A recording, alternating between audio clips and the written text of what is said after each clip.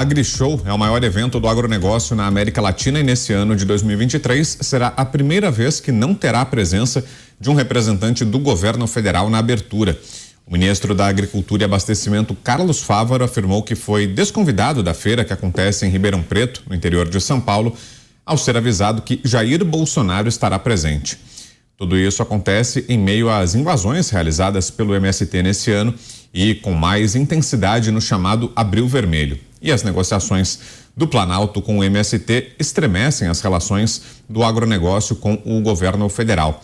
Por falar em MST, o movimento iniciou a captação de 17,5 milhões de reais no mercado financeiro para a produção da agricultura familiar. Agora, pequenos e grandes investidores podem financiar a produção de alimentos orgânicos e da agricultura familiar de 7 cooperativas do MST. É a primeira vez que o grupo faz uma oferta pública no mercado de capitais aberta a qualquer tipo de investidor. A gente já comenta todas essas informações. Antes, vamos passar pela nossa enquete. Já está no ar a pergunta no site da Jovem Pan e no Twitter, como sempre. Você acha que a graça concedida por Bolsonaro a Daniel Silveira deve ser mantida? Sim ou não? É a pergunta de hoje.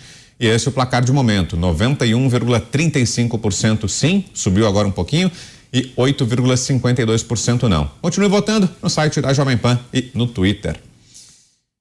Cláudio Dantas, sua análise, Dantas, sobre tudo isso que está envolvendo a AgriShow, momento delicado, né, nessa relação dos produtores rurais com o governo federal e ainda com esse elemento, a ida do ex-presidente Jair Bolsonaro. Foi uma forma do ex-presidente se aproveitar desse desgaste do governo Lula, Dantas? Sem dúvida, Brão.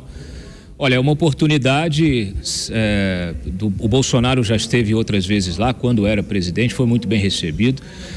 Desta vez o Tarcísio também estará presente na condição de governador de São Paulo, e o agro está de braços abertos para eles, diferente do que está acontecendo com o governo federal, né? O pessoal desconvidou, a organização do evento desconvidou o ministro Carlos Fávaro, o ministro da Agricultura, que inclusive é um ministro, vamos dizer assim, que nem é do PT e nem é tão radical. Ele vem fazendo um discurso levantando a bandeira do agro, criticando as invasões do MST, e de fato, mas nada disso convenceu o pessoal do agro.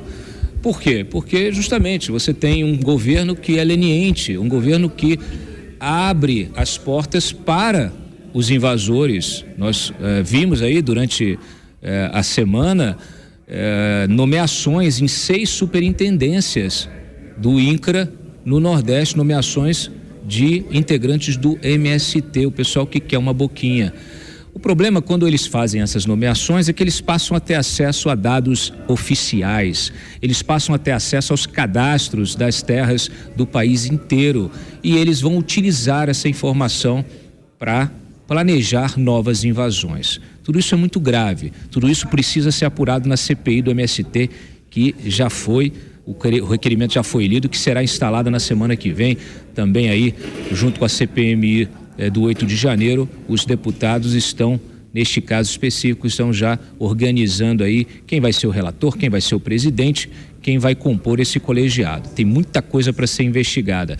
É curioso porque hoje, inclusive, saíram dados mostrando que o agro segue impulsionando o PIB, segue puxando o PIB para cima, o PIB do Brasil. Então, isso dá mais força ainda para esse setor, dá mais força ainda para a própria CPI e tende a contrapor essa insistência do governo e da esquerda em continuar tratando com decedência e até apoiando essas invasões. Então, é um recado claro da sociedade, da economia, que não é possível mais, não se tolera mais invasões. Então tá aí a AgriShow mandando esse recado na pessoa do ministro da Agricultura. Não vem, melhor não vir, porque vai ser vaiado e pode até tomar uma tomatada na cabeça.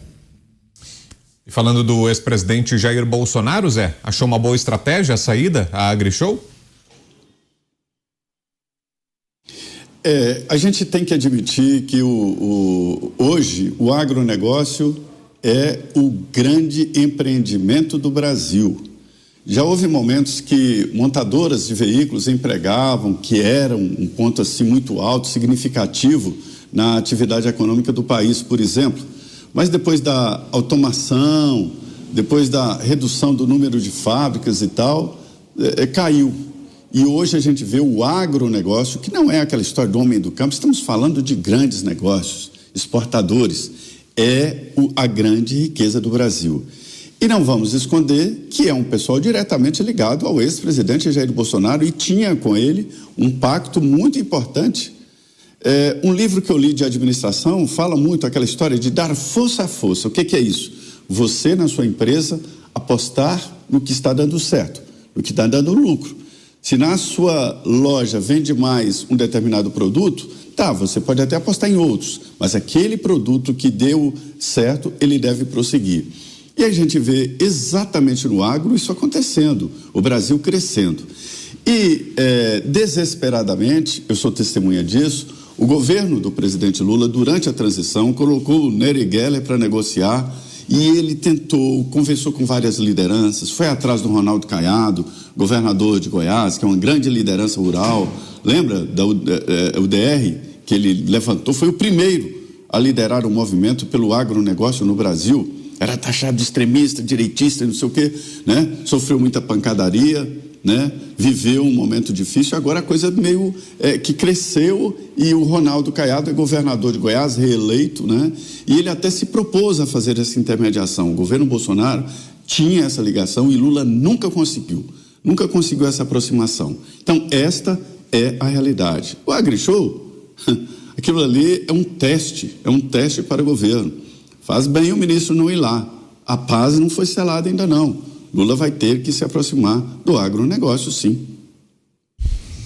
E você, Roberto Mota, que espera, Mota, dessa aparição do ex-presidente Jair Bolsonaro? Que mensagem ele deveria levar a esse evento importante do agronegócio?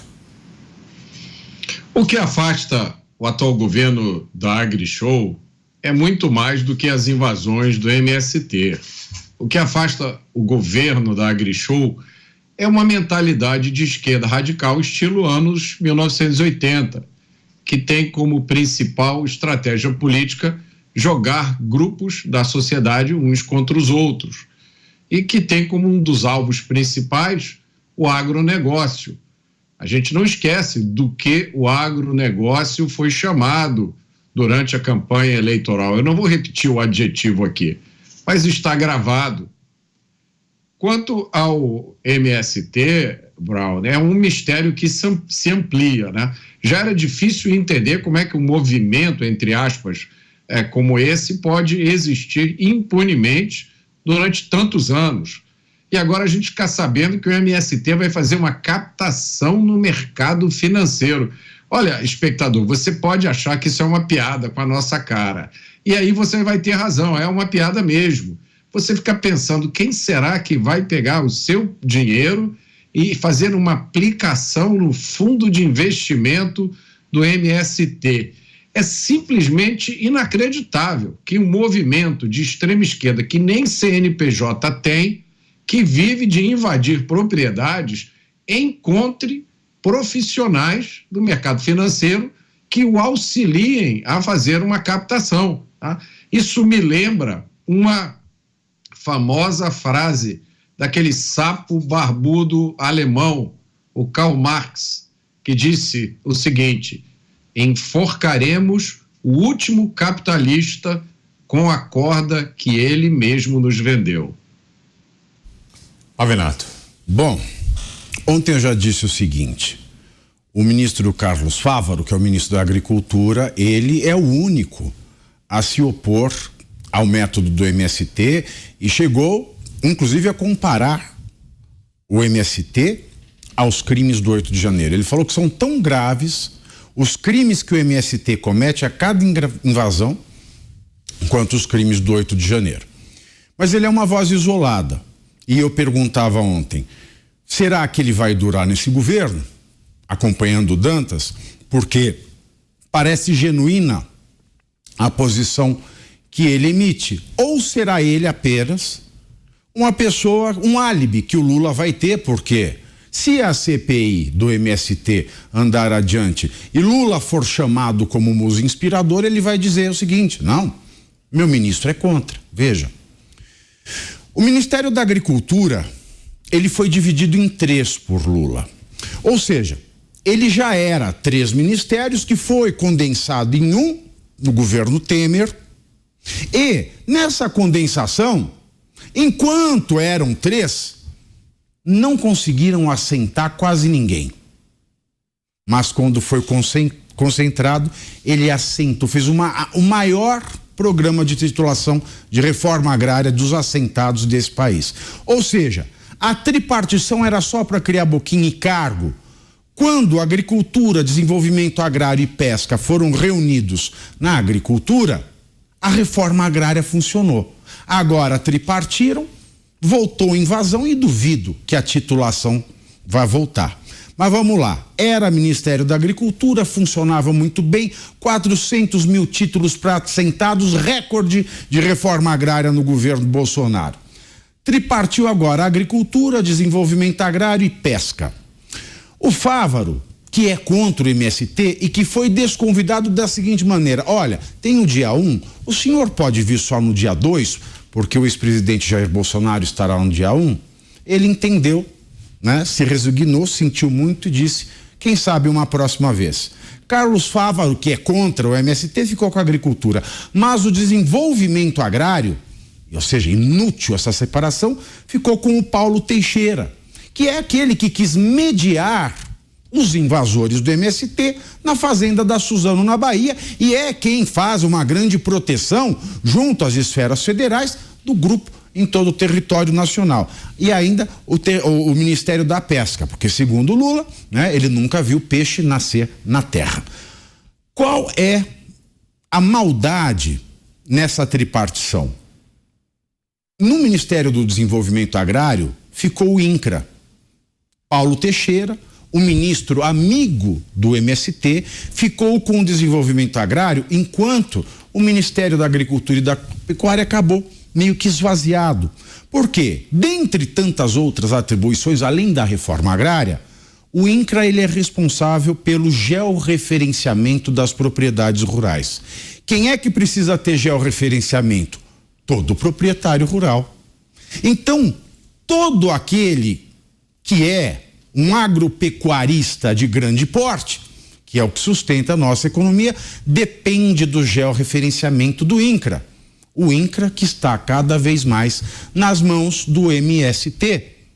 Carlos Fávaro, por mais conexas, jurídicas, democráticas, sólidas e de direito que sejam as suas afirmações contra o MST, ele se tornou uma rainha da Inglaterra, até para o próprio agronegócio, porque ele não pode fazer muito, já que o ministro do Desenvolvimento Agrário, amigo do MST, dono dos INCRAs, ele pode atrapalhar todo o agronegócio por conta do não georreferenciamento.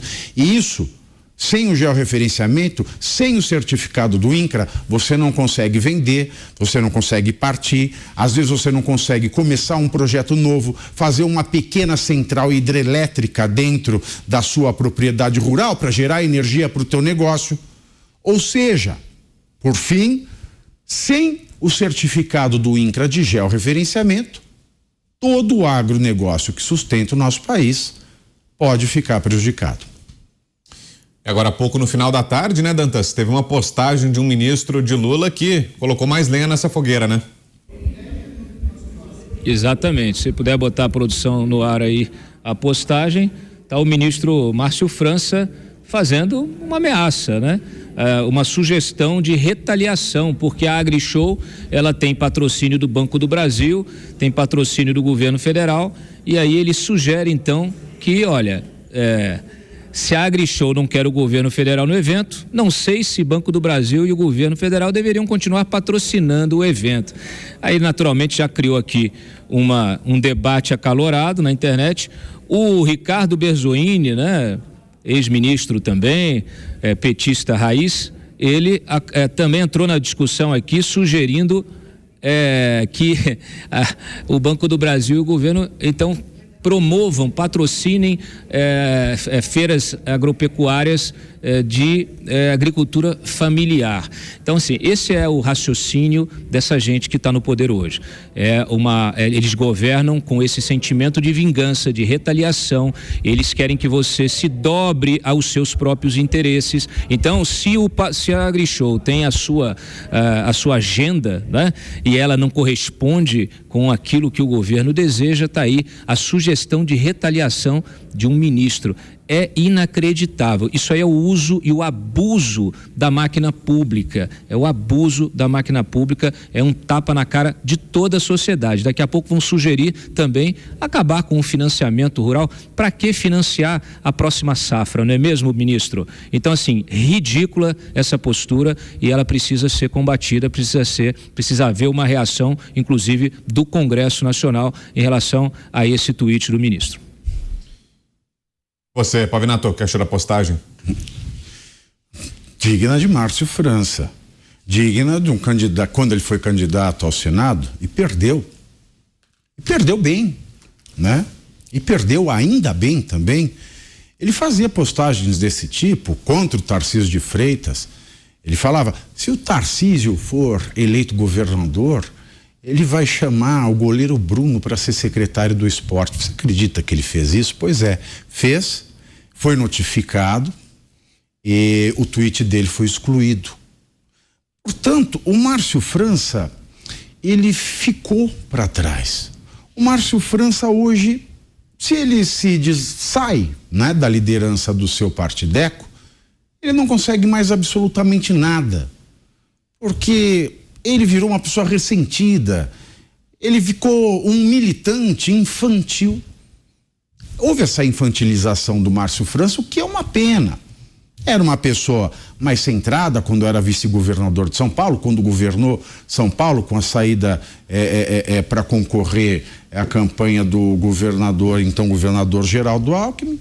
Mas o Márcio França, ele entrou para este jogo baixo da política, este jogo daninho, e que trata, aliás, o Banco do Brasil como se fosse dele. Porque o Banco do Brasil, que eu saiba, não é uma estatal, mas uma sociedade de economia mista.